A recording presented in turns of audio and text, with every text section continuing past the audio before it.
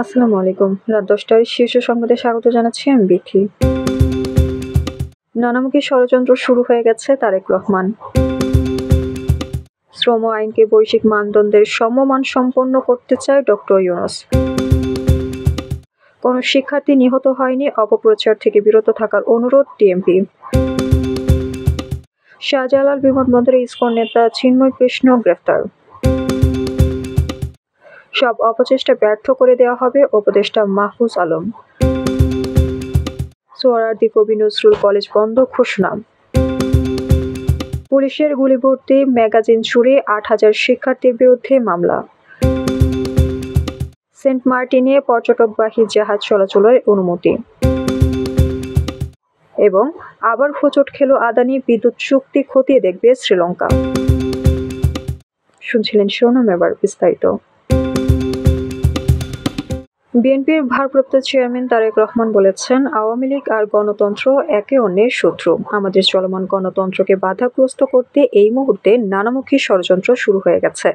বিতাড়িত অপশক্তি আর বাংলাদেশের রাজনীতিতে ফিরতে পারবে না। আজ সোমবার জাতীয় প্রেসক্লাব চত্বরে ঢাকা সাংবাদিক ইউনিয়নের বার্ষিক সাধারণ সভায় ভার্চুয়ালি যুক্ত হয়ে দেওয়া প্রধান অতিথির বক্তব্যে তিনি এসব কথা বলেন।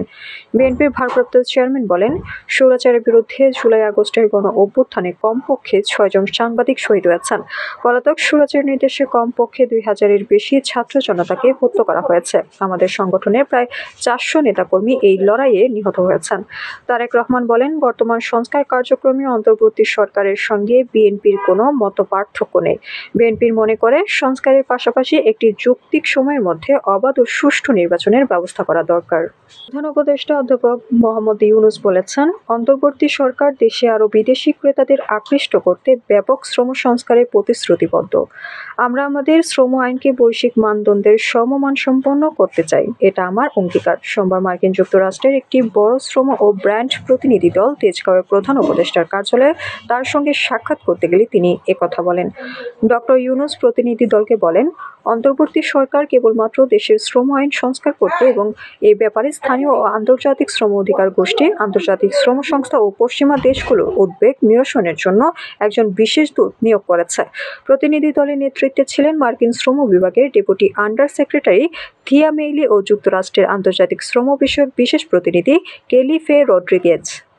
সরকারি শহীদ সোহরাওয়ার্দী কলেজ ও কবি নজরুল কলেজ এবং ডক্টর মাহবুবুর রহমান মোল্লা কলেজের শিক্ষার্থীদের মধ্যে ধাওয়া পাল্টা দেওয়া এবং সংঘর্ষের ঘটনায় কেউ নিহত হয়নি বলে জানিয়েছেন ঢাকা মহানগর পুলিশ। ২ জন নিহত হওয়ার অপপ্রচার থেকে সবাইকে বিরত থাকার অনুরোধ জানিয়েছে ডিএমপি। সোমবার সন্ধ্যায় DMP media and public relation বিভাগের উপ পুলিশ কমিশনার মোহাম্মদ তালিবুর রহমান এই তথ্য নিশ্চিত করেছেন। এদিকে রাজধানীর যাত্রাবাড়ির মাতুয়াইলে ডক্টর মাহবুবুর রহমান মোল্লা কলেজ, কবি নজরুল কলেজ ও সোহরাওয়ার্দী কলেজের শিক্ষার্থীদের মধ্যে সংঘর্ষে অন্তত ৩৫ জন আহত হয়েছেন। সোমবার দুপুর থেকে তাদের আহত অবস্থায় ঢাকা মেডিকেল কলেজ হাসপাতালের জরুরি বিভাগে নিয়ে আসা হয়। রাজধানীর বিমানবন্দর এলাকা থেকে সনাতন ধর্মবিশ্বাসী সংগঠন আন্তর্জাতিক শ্রীকৃষ্ণ ভাবনামৃত সংঘের নেতা চিন্ময় কৃষ্ণ দাস ব্রহ্মচারীকে গ্রেফতার করা হয়েছে। সোমবার বিকালে বাংলাদেশ পুলিশের বিশেষায়িত গোয়েন্দা শাখা তাকে গ্রেফতার করে। জানা গেছে, ইসকন নেতা চিন্ময় কৃষ্ণ দাস এদিন ঢাকা থেকে চট্টগ্রামে যাওয়ার উদ্দেশ্যে বিমানবন্দরে আসেন। সেখান থেকে তাকে গ্রেফতার করা হয়। গত ৫ আগস্টের পর দেশে সনাতন ধর্মাবলম্বীর নামে কয়েক দফা সমাবেশ অনুষ্ঠিত হয়। সেসব সমাবেশ থেকে চিন্ময় কৃষ্ণ দাস বর্তমান সরকারের উদ্দেশ্যে নানা ধরনের হুমকি ধমকি দিয়ে বক্তব্য দেন। বাম ও ডান মানসিকতার কতিপয় নেতৃত্ব বা ব্যক্তি অভ্যুত্থানে এবং পরবর্তী সময়ে সরকারি নিজেদের শরিকানা নিশ্চিত করতে না পেরে উন্মুক্ত হয়ে গেছেন বলে মন্তব্য করেছেন উপদেষ্টা মাহফুজ আলম। তিনি বলেছেন, তাদের উন্মুক্ততা, বিপ্লবী জোশ ও উস্কানিমূলক কর্মকাণ্ড দেশটাকে অস্থির করে রেখেছে। কয়েকদিন ধরে ঢাকা শহরে বিভিন্ন জায়গায় বিশৃঙ্খলা সৃষ্টির চেষ্টা এবং কলেজ শিক্ষার্থীদের সংঘর্ষের প্রেক্ষাপটে আজ সোমবার দুপুরে ফেসবুকে এক পোস্টে একথা বলেছেন বৈষম্য বিরোধী ছাত্র আন্দোলনের নেতৃত্ব থেকে সরকারের উপদেষ্টা পরিষদ যাওয়া মাহফুজ আলম। রাজধানীর কবি নজরুল সরকারি কলেজ বন্ধ ঘোষণা করা হয়েছে। আজ সোমবার কলেজের ওয়েবসাইটে দেওয়া এক বিজ্ঞপ্তিতে কলেজ বন্ধের বিষয়টি জানানো হয়েছে। বিজ্ঞপ্তিতে বলা হয়, অনিবার্য কারণবশত আগামীকাল মঙ্গলবার কবি নজরুল সরকারি কলেজের শ্রেণীর পাঠদান বন্ধ থাকবে। এর আগে রাজধানীর সোহরাওয়ার্দী কলেজ 2 দিন বন্ধ ঘোষণা করা হয়। ডক্টর মাহবুবুর রহমান মোল্লা কলেজের সঙ্গে কবি নজরুল সরকারি কলেজ ও সরকারি শহীদ সোহরাওয়ার্দী কলেজের শিক্ষার্থীদের চলমান সংঘর্ষের জেরে এই ঘোষণা দেওয়া হয়। আজ সোমবার বিষয়টি নিশ্চিত করেছেন কলেজটির অধ্যক্ষ ডক্টর কাকলী মুখ্য। মুখোপাধ্যায়। তিনি বলেন, সোম ও মঙ্গলবার কলেজের ক্লাস বন্ধ ঘোষণা করা হয়েছে। ঢাকা বিশ্ববিদ্যালয় থেকে জানানো হয়েছে, মঙ্গলবারের অনার্সের ফাইনাল পরীক্ষাও স্থগিত থাকবে। রাজধানী ঢাকায় পুলিশের গুলিভর্তি ম্যাগাজিন চুরি ও এপিসি গাড়িতে হামলা ভাঙচুরের অভিযোগে ডক্টর মাহবুবুর রহমান মোল্লা কলেজ সহ বিভিন্ন কলেজের অজ্ঞাতনামা ৮,০০০ শিক্ষার্থীর বিরুদ্ধে মামলা করেছে পুলিশ। গতকাল রোববার পুলিশের উপপরিদর্শক A K M.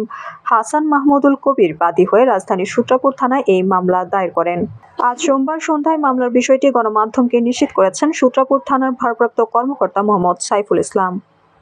Cox's Bazar Saint Martin নৌরুটে পর্যটকবাহী কিয়ারি Sinbad নামক একটি জাহাজকে চলাচলের অনুমতি দিয়েছে কক্সবাজার জেলা প্রশাসন। সোমবার কক্সবাজারের অতিরিক্ত জেলা ম্যাজিস্ট্রেট নিজামুদ্দিন আহমেদ বিষয়টি নিশ্চিত করেন। তিনি জানান, জেলা প্রশাসকের কাছে শুধুমাত্র চলাচলের জন্য পর্যটকবাহী জাহাজ কিয়ারি সিন্দাবাদ আবেদন করেছিল। তারা সেই জাহাজকে অনুমতি দিয়েছে, তবে কখন দ্বীপে যাবে সেটি চূড়ান্ত করবে মন্ত্রণালয়ের গঠিত কমিটি। মন্ত্রণালয়ে গঠিত কমিটির আহ্বায়ক ও সদর উপজেলা নির্বাহী কর্মকর্তা নীলুফা ইয়াসমিন চৌধুরী জানান, আগামী ২৭ নভেম্বর তারা কমিটির বৈঠক আহ্বান করেছেন। সেই বৈঠকের সিদ্ধান্ত হবে কোন জায়গা থেকে জাহাজ ছাড়বে। আপাতত কিয়ারি সিন্দাবাদ আবেদন করেছিল, তারা সেই জাহাজকে অনুমতি দিয়েছে। বাংলাদেশের পর একই সিদ্ধান্ত নিল শ্রীলঙ্কার সরকারও। ভারতের শীর্ষ শিল্প গোষ্ঠী আদানির সঙ্গে হওয়া বিদ্যুৎ চুক্তি খতিয়ে দেখার সিদ্ধান্ত নিয়েছে দেশটি। এমনটি জানিয়েছেন শ্রীলঙ্কার সিলন ইলেকট্রিসিটি বোর্ডের মুখপাত্র ধনুষ্কা পরাক্রম সিংহে। তিনি জানিয়েছেন, শ্রীলঙ্কার পূর্ববর্তী সরকারের সঙ্গে আদানি গোষ্ঠীর যে বায়ু শক্তি সংক্রান্ত চুক্তি হয়েছিল সে বিষয়ে চূড়ান্ত সিদ্ধান্ত নেবে সে দেশের নবগঠিত মন্ত্রিসভা। পরাক্রম সিংহে জানান, আদানি গোষ্ঠীর ওই বিদ্যুৎ প্রকল্পে খরচ কতটা হবে, সেটি পরিবেশের ওপর কতটা প্রভাব ফেলবে, এই সবকিছুই খতিয়ে দেখা হচ্ছে। আমাদের আগামীকাল দুপুর ২টার সংবাদ দেখার আমন্ত্রণ জানিয়ে এখনকার মতো বিদায় নিচ্ছি। দর্শক, ভিডিওটি শেষ পর্যন্ত দেখার জন্য আপনাকে অসংখ্য ধন্যবাদ। নিত্য নতুন সংবাদ পেতে আমাদের ইউটিউব চ্যানেল সাবস্ক্রাইব করুন ও নিয়মিত নোটিফিকেশন পেতে বেল বাটনটি ক্লিক করুন এবং আমাদের ফেসবুক পেজটি লাইক করুন। এছাড়াও আমাদের ভিডিওতে লাইক দিয়ে শেয়ার করুন। আল্লাহ হাফেজ।